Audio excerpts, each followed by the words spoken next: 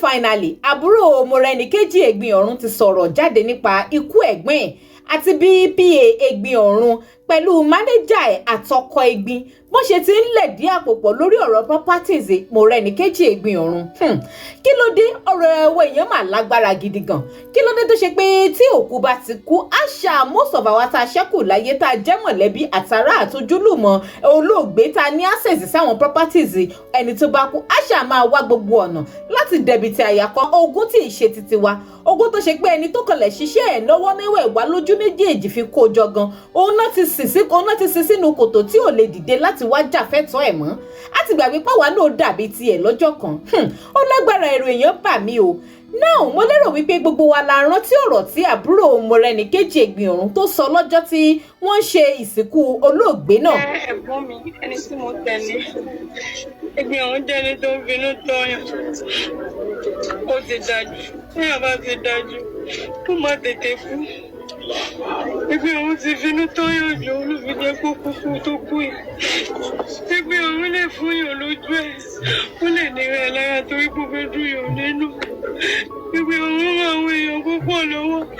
àmọ́ mi ò rẹ́ni tó gbé Egbin dìde ní ìsàn òkú. Egbin Orun dára ló ṣe tètè kú sani kó dájú díẹ̀ bóyá kó bá máa tètè kú.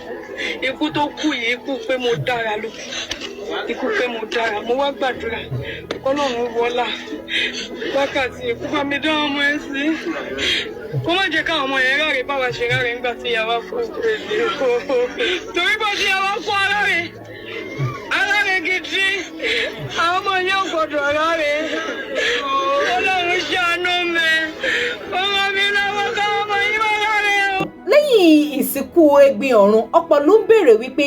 kí ló fẹ́ ṣẹlẹ̀ sí gbogbo properties sí Egbin ní sáyé pẹ̀lú bí òun àtọkọ ẹ̀ ṣe ti depart tipẹ́tipẹ́ tí wọ́n jọ sí papọ̀ because ordinarily ká náà jọ wà papọ̀ ni ọkọ yẹn ló yẹ kó máa ṣàkóso gbogbo ogún yẹn but nígbà táwọn méjèèjì ò ti jọjọ sí papọ̀ ta ló máa wà ní àkóso properties yẹn pàápàá ta ló máa take care àwọn ọmọ méjèèjì tó fi ilẹ̀ sáyé now ordinarily nígbà tí Egbin kú tán èmi believe wípé àwọn tó jẹ́ close family ẹ̀ ló yẹ kó wà in charge of that properties kó dẹ̀ máa tọ́jú àwọn ọmọ méjèèjì yẹn àmọ́ wá ṣe ni láàánú wípé reverse is the case ẹ̀yin èèyàn gẹ́gẹ́ bí nǹkan tí àbúrò Egbin Orun sọ nínú fọ́nrán ilé tó wà bí tá a máa jìjọ wò ẹ máa gbọ́ gbogbo nǹkan tó sọ pé PA Egbin Orun pé ó ń ṣe gbogbo bó ṣe ti dẹ̀bìtì àyàkọ́ gbogbo properties tí Egbin fi kalẹ̀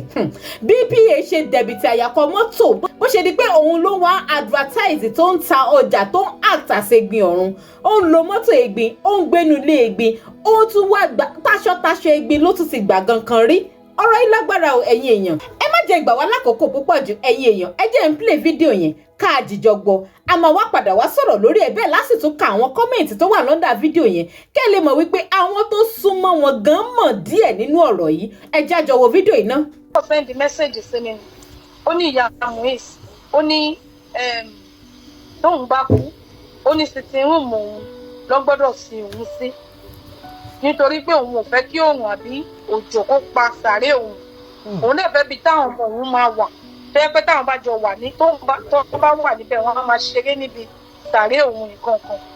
bó ṣe wá sọ̀rọ̀ ẹ̀ mo bá ní Egbin kí ni mo rà nígbà ètò ìfẹ́ pa mí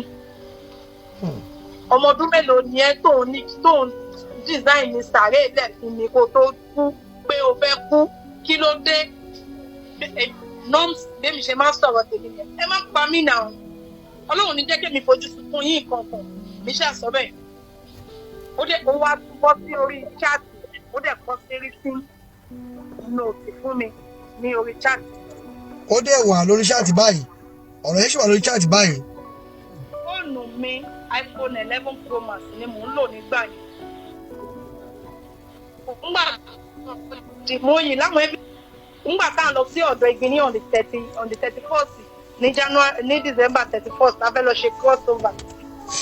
Omi ò wá gbé mọ́tò ẹ mọ̀ pé àwọn èèyàn máa ń pọ̀ ní títì táwọn máa rìn pé jẹ́ ká ṣe cruise ẹ wọ mọ́tò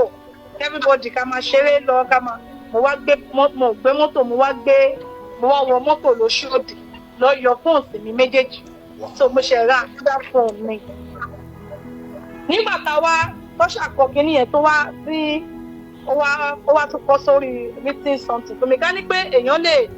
ní access sí àwọn nǹkan téèyàn ti sọnù lórí fóònù ní one way or the other téèyàn lè wà mo máa wá jáde fún yín. Ṣó tí ó ṣàṣọ kínní ẹ̀ mú un pé irú ọ̀rọ̀ wo ni ó máa ń sọ yìí. Ọjọ́ tí mo wá lọ sọ́dọ̀ mọ́ ní màmá gbogbo nǹkan tẹ̀ sọ yìí kò dáa o. Tẹ́ bá kú ẹ fẹ́ fìyà já ọmọ yín ni kinní kan ṣáà sọ̀rọ̀. Then wọ́n ń sìyàn sínú ilé yẹn máa di inú ilé ẹ̀rù ni nǹkan kan. Mo rò bí Egbin wá fi lọ ẹlòmíì wọ́n sọ fún the same thing. So ọjọ́ kan orí TikTok àjọ wà nínú ilé mi àjọ sọ̀rọ̀ orí TikTok wọ́n wá sí èèyàn kan bó ṣe kíní sàárè Egbin yẹn bó ṣe lọ ṣe kíní ẹni yẹn àwa rí lórí TikTok Egbin bá ní yàrá ìṣòwò kíní wà ó ṣé tóun bá kú bóun ṣe fẹ́ kọ́ ṣe sàárè òun bíi museum báyìí ni wọ́n fi fọ́tò òun sí wọ́n ṣe náà sí kí iná má kún bẹ́ẹ̀ ìkòkò bàbá sásùn táwọn èèyàn bá wá á máa gbàdúrà níbẹ̀ ìkòkò tó bá dẹ̀ ti sọ kínní yẹn fún mi mọ́lá ìgbà tó ń gún mi ní ọ̀bẹ ni pé kí ló dé kí ni ẹ fẹ́ fi sàárè ṣe at this age ó ṣàṣọ bẹ́ẹ̀ mo wá akọ tẹ́mi bá dẹ̀ ti tètè tí bá ti kó mọ bẹ́ẹ̀ yẹn ó máa kúrò lórí ọ̀rẹ́ yẹn pé kínní tó nígbà tí Egbin wá kú lẹ́yìn tá a gbé òkú ẹ̀ láti kíní tá a gbé délé ìwọ píye wá ní Egbin ti sọ fún ẹ ní pé plaza ọ̀hún meanwhile plaza yẹn rented apartment ni ó rent out fẹ́yàn èèyàn dẹ̀ ní 5 duplex room tó ń gbé with our own compound kò sẹ́ni tó share pẹ̀lú ẹ̀ kí ló dé tẹ̀ sí síbi tí ó kú sí tí ó ń gbé kó tó kú ẹ jẹ́ ká wáyè nínú compound ẹ̀ níbí ká sínsìn so gbogbo whatsoever tó bá fẹ́ ká ṣe fún òun a máa ṣe meanwhile èmi ò mọ̀ pé ẹ mọ̀ pé mi ò kí n fẹ́ gbọ́ fún máa sọ fún mi pé òun fẹ́ kú ó ti redecorate ara ẹ̀ pẹ̀lú lọ́ọ̀yà pé tóun bá kú pé ibi plaza yẹn torí ó láyè kó lè ṣe ibi bẹ̀ ó beautiful but èyí tó sọ fún mi lèmi tẹ̀lé pé ẹ ní gbé kúrò ní inú ilé ẹ̀ ló máa sùn òun ló fi jẹ́ pé àkọ́kọ́ sí síbi tá àkọ́kọ́ sí sí yẹn ní pé bí nígbà kẹ́ gbé kúrò nínú ilé ẹ̀ ṣe fẹ́ ta ilé ẹ̀ lẹ ṣe fẹ́ gbé kúrò ní ibi bẹ̀. so nígbà tó di 7 days lẹ́yìn 7 days tí a ti Egbin wọ́n wá pè mí wọ́n ní yẹn lọ́ọ̀yà sẹ́ǹdì nóòtì kan wọ́n sẹ́ǹdì ẹ̀ tó pé a máa nídìí láti wo Egbin ní pé ibi tó filẹ̀ láyè pé ká máa kí wọ́n sìn òun sí pé ibẹ̀ ni wọ́n ní kọ́ sí sí torí bẹ́ẹ̀ yẹn ní ààyè mo wá sọ fún mi èmi ò ní sin òkú ẹni tí mo ti sin kán tún wá ṣojú ti tèmi kí wọ́n tún wá wù ó because èyí tí mo sin gan mi ìrọ̀rùn sùn mi ì lè dájọ́kòó nínú ilé ẹ tún wá tójú mi wú jáde kí kọ̀ọ̀kan kí kó sì yẹn pọ̀ sí ṣe díẹ̀ kí n ojú ẹ̀ lásán mo lè já wèrè ṣé you don't understand èmi ò lè wù sáǹdì irú nǹkan bẹ́ẹ̀ yẹn o tẹ́ ẹ bá ní lọ́ọ̀yà ní kẹ́ ẹ lọ wú ọ̀yọ̀ òun gbogbo èyí tẹ́ ẹ bá ṣe ẹ̀yin nu Ọlọ́run mo wá sọ bẹ́ẹ̀ fún wọn ọjà ni ẹ wọ́n lọ́ máa rẹnu fún àwọn baálẹ̀ wọ́n máa rẹnu sí kinní kan wọ́n máa rẹnu 5 kò sí wàhálà mo dẹ̀ fún wọn ní 100,000 ẹ̀yin lẹ ní ẹ fẹ́ wò bó bá ṣe wù yín ẹ̀dẹ̀ ọ̀ṣẹ́. ǹjẹ́ ọ̀pẹ Egbin wà wé àkọ́tún lọ wó òkú ẹ̀ ṣó wà wé à. mi ò mọ̀ torí mi ò kí ń bá ọkọ Egbin sọ̀rọ̀. Okay. Due to some things but things yẹn mi ò ní mú bọ́tà because we call it I name it past ni. ṣó ti yé yín so I don't need to drag him because kò ṣẹ̀ mí lẹ́yìn àwọn nǹkan tó ti ṣẹlẹ̀ sẹ́yìn yẹn tí n bá dẹ̀ ni pé kí n drag ẹ̀ pẹ̀lú àwọn nǹkan tó ti ṣẹlẹ̀ sẹ́yìn yẹn àwọn ọmọ yẹn tó ti borí wọn jẹ́ wọ́n á túbọ̀ dá orí wọn rú mi and it's the only person that can rescue those children from those witches àwọn àjẹ́ yẹn òun ló wà legally láti lè gbà wọ́n kúrò lọ́dọ̀ wọn ṣé you don't understand so I won't drag him for that àbí tó bá yẹ pé mo fẹ́ ṣèkà fáwọn ọmọ yẹn ni màá drag him out for now ṣé you don't understand so many reasons attached to it ibi tí mo wá lọ òun ni wípé ó wá di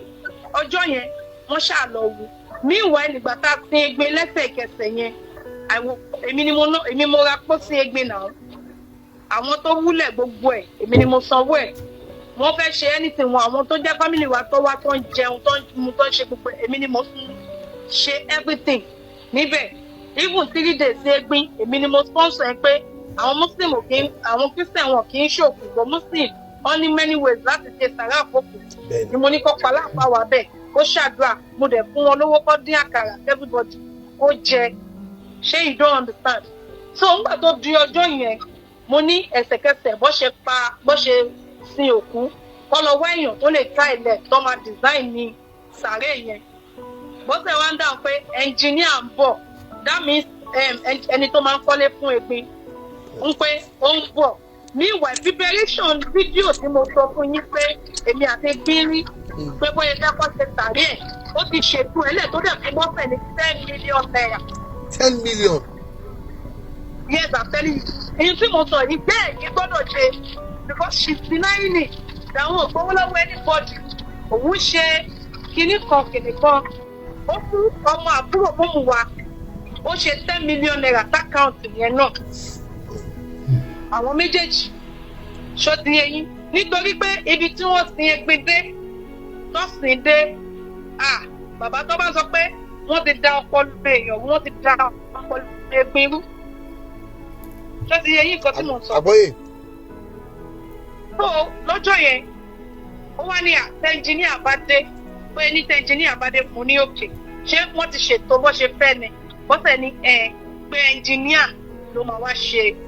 sàré yẹn. Òun ló mú mi fi ibibẹ̀ yẹn lẹ̀ láì ṣe é pé ńgbà tó ní ẹnjìníà. Bó ṣe sọ ẹnjìníà yẹn kí yẹn wá sí mi lórí wípé Egbin ti sọ bẹ́ẹ̀ náà tẹ́lẹ̀. Ẹni yẹn ló máa ba design gbogbo ilé ẹ̀. Àwa kúrò bẹ́ẹ̀ wọ́n ṣàṣe kinní yẹn mo wá béèrè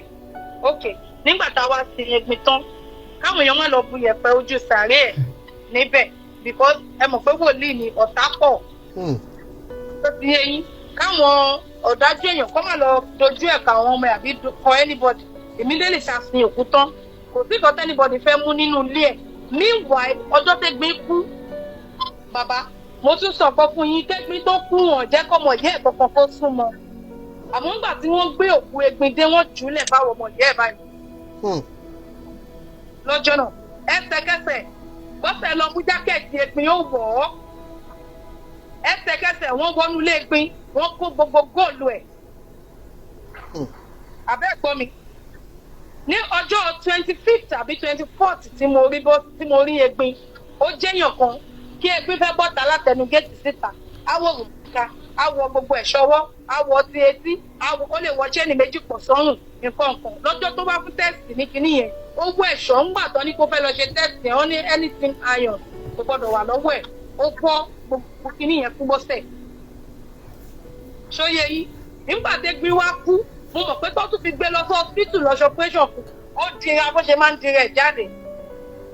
nígbà tí mo wá ọlọ́jọ́ yẹn pé ẹ̀yin pípù yìí ẹ gbé òkú lẹ̀ ẹ̀jẹ̀ ń wọlé gbogbo dọ́là gbogbo pounds Egbin máa ń kó sínú ilé wọn lọ kó everything àbí kò yẹ yín bìkọ́ tó máa ń ní owó nínú ilé wọ́n kó gbogbo kinní yẹn títí èyí tẹ́gbẹ́ wá wọ̀ kúrò lé ni mo wá fi ẹ́ta wọn mo ní ẹ gbé òkú Egbin lẹ́sìn ẹ̀ ń wọnú ilé ẹ̀ lọ ń kó oríṣiríṣi èyí àbúrò mọ́mọ́ wa ẹ̀ ó jókòó sí center table Egbin ti sọ pé kí bóun kó gbogbo tó dùn òun kí n lọ tà á Egbin ó ti ní lọ tà á bọ̀ mò ń kọ̀ǹtró ara mi torí tèmi láyé máa rí don't understand mo wá nígbà tá a wá ti òkú tán mo wá sọ fún gbogbo wọn èyí bọ́sẹ̀ ògòkè lọ mo lè jáde nínú ilé yẹn pé bọ́tà everybody for now ẹ bọ́tà because Egbin ní main house tó ní ó dẹ̀ tún ní another phase 2 sí ẹ̀gbẹ́ ilé yẹn ṣé ń gbọ́ àbúrò ọmọ mi yẹn ó fún wọn ní 2 bed nínú phase 2 yẹn tọ́jọ́ ń gbé àbí àtẹnifẹ́fẹ́ wá má. ọjọ́ ń gbé ni àbí. no ó ń gbọ́dọ̀ Egbin tẹ́lẹ̀ bọ̀ ìgbà tó gbé wá kọ́ phase 2 yẹn Egbin wá fún wọn ní 2 bed níbẹ̀ pé kọ́ máa dágbé sódà tó bá ní ìdí privacy wọn wọ́n lè ṣóyè yín. àgbọ́yé. so Egbin wá mo wá lé gbogbo wọn jáde pé ẹ tilẹ̀kùn nínú building Egbin yìí ẹ nìṣó ní phase 2 anybody tó bá fẹ́ wá sympathize pẹ̀lú wa ẹ jẹ́ kó máa bọ̀ ní inú phase 2 ẹ má jẹ́ kó wá buyẹ̀ because àti rẹ̀ kínní iyẹ̀pẹ̀ yóò rí tó bá anything ló lè fi ṣe tó bá rọra gbé ilẹ̀ yẹn tó bá ti nǹkan bọ̀ anything ló lè ṣe níbẹ̀ ẹ jẹ́ ká bọ́ta ká ti géètì lé ìpa. Ǹjẹ́ mọ́tò Egbin méjèèjì tó dé ìtó lò fúnra rẹ̀ òun dà ẹ gbé wọnú ilé ẹ data fólìbò ẹ má lò ó mọ́ kò sẹ́ni tí ó fẹ́ lò ilẹ̀kùnlé yẹn ẹ ti pa mo dẹ̀ fi wọ́n mo ní ATM Egbin àwọn fóònù ẹ̀ òun dà àwọn kọ́kọ́rọ́ mọ́tò yẹn òun dà tó ó wá ní Egbin ní lọ́ọ̀yà o kirikan Egbin ní tóun bá ti kú kọ́ pé èèyàn kan ọ ṣàpè ẹni yẹn Egbin sọ pé tóun bá ti kú gbogbo àwọn kọ́kọ́rọ́ mọ́tò kọ́kọ́rọ́ lé ATM fóònù òun nìkan kan kọ́kọ́ lọ fún máníjà kan ní báńkì. Àgbékẹ́ ṣé Egbin mọ̀ pé òun fẹ́ kú ni. Egbin mọ̀. ó mọ̀ pé kú ń bọ̀. Bàbá ṣé ẹjẹ ń bí nìkan kò sí bó ṣe lè jẹ́ wòlíì babaláwo àbí anything tí wọ́n bá lọ tó bá fún yín ní poison jẹ èèyàn máa kú. ṣé wá láwọn ilé wọn fún Egbin ní poison nìkan wọ́n ń lògò mẹ́bà fún ní slow poison lọ fún tó fi kú ó ti wá rí i pé no way ó wá ṣètò gbogbo nǹkan ẹlẹ́ ọ̀rọ̀ ẹ̀mí mímọ́ fẹ́ kó mi yan lọ́wọ́ ìfun tí kò ti jẹ kán bọ́sẹ̀ ló ń fọ pátá Egbin ló ń fọ kíní Egbin ó ti lo gbogbo ẹ̀ ó ti lo oríṣiríṣi pọ̀ mọ́ Egbin fún ó ti finish Egbin. ẹ̀yin èèyàn abẹ́rìí pé ọ̀rọ̀ yìí lágbára ó gbẹ̀nù tán kí ló ń ṣẹlẹ̀ gan tó ṣe pé ọ̀pọ̀ ìgbà tó kù bá ti kú properties especially tó bá jẹ́ ni tó ní property tó lógún tó pọ̀ property máa ń fẹ́ dá ọ̀rọ̀ rédèrèdè rògbòdìyàn lẹ̀ nínú ẹbí kí ló dé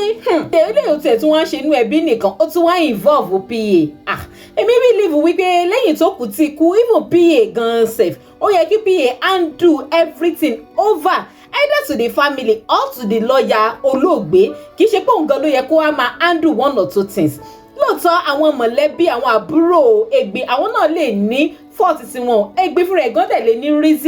one reason or the other tó fi ṣe wípé kò close mọ́ àwọn àbúrò ẹ̀ bó ṣe jẹ́ nígbà tó wà láyé but still lẹ́yìn tó kù ti kú